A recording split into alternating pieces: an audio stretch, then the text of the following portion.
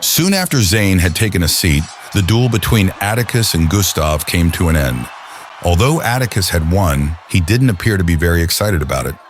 He stared straight at Zane and pointed his twin curved blades at him. I didn't expect you to be here.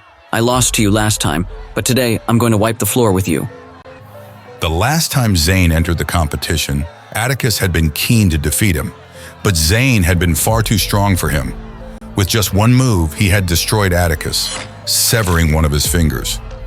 Losing his finger took a toll on Atticus, especially since everyone had started calling him the nine-fingered fool. What's the reward for winning first place? Zane shouted back at Atticus. Laughter erupted throughout the room and some exchanged puzzled looks. First place? Do you really think you stand a chance? You're embarrassing yourself. Do you believe you can repeat the success you had 3 years ago? You put on a good show back then, but things are different now.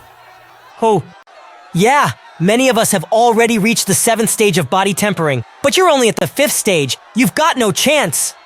The ridicule didn't stop, and Starlight Tower was full of raucous laughter. Almost everyone thought Zane was grasping at straws to save his reputation. Then Alora stood up. First prize is a chance to study the star map. She pointed at the crystal screen above her. The surface of the screen flickered and rotated in a particular pattern. The star map. Zane whispered to himself, his gaze locked on the screen. It was rumored that the star map was the work of an expert who had joined the Five Spirit sect. He had used a star's orbit to comprehend a powerful technique, and for the benefit of future generations, he had engraved the secrets and mysteries of the heavens within the star map. For most of the year, the star map was stored away, and it was only taken out at the assembly of stars for all to feast their eyes upon. If I'm not mistaken, the star map isn't complete. There must be some restrictive spell that changes the orbit of the stars.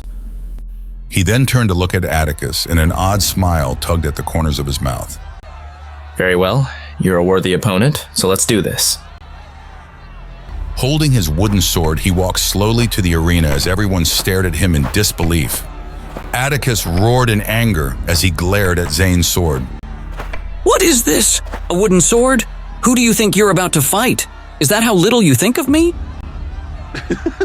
Zane laughed. Not at all. I'm just worried that I might accidentally kill you. Whispers filled the room as Zane's claims sparked discussion. Atticus couldn't stand Zane's arrogance a moment longer, and he snarled as power surged from him, causing streams of air currents to circle him. With a swift jump, he shot forward, spiraling like an arrow from a bow, fully intending to end Zane. The sharp sound of metal clanging echoed through the air as Atticus's dual sabers danced, forming light and shadows as they struck out. The crowd cheered for him as they looked on eagerly. But Zane didn't move a muscle. Everyone thought he was frozen in fear, accepting that he was doomed.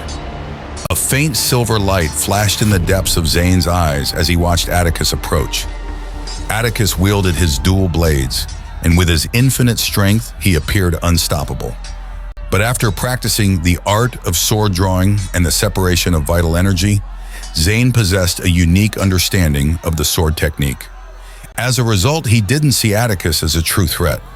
Instead, he saw a flawed, mediocre warrior who only knew how to cut and slash. In his opinion, the man's technique was sloppy and full of holes. He took a small step back and thrust out with the wooden sword.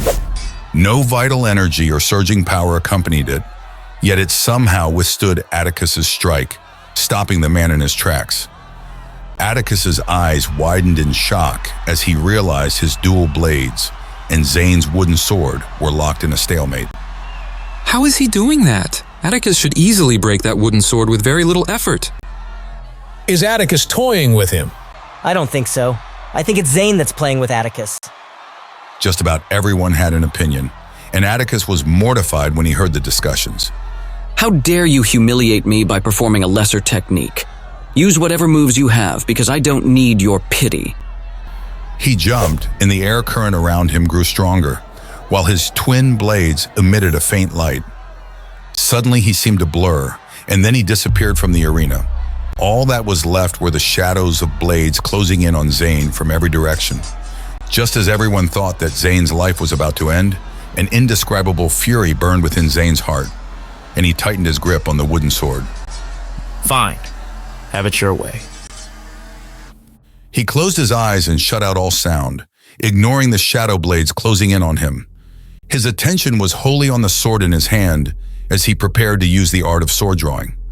A loud, deafening whoosh preceded a flash of light sweeping over the arena, effortlessly shattering the shadow blades. From out of nowhere, a stream of blood sprayed out, accompanied by a shrill cry. Atticus rematerialized and staggered back. A streak of blood ran down his arm, and his breathing was ragged. He was also sweating profusely, and one of his blades was smashed to pieces and scattered all over the ground. The crowd gasped. Everyone was so shocked that their eyes were comically wide. Can't wait for more? Catch the next episode tomorrow. And if you are ready to binge the whole series, download our app now. Tap the link in our bio to start your journey.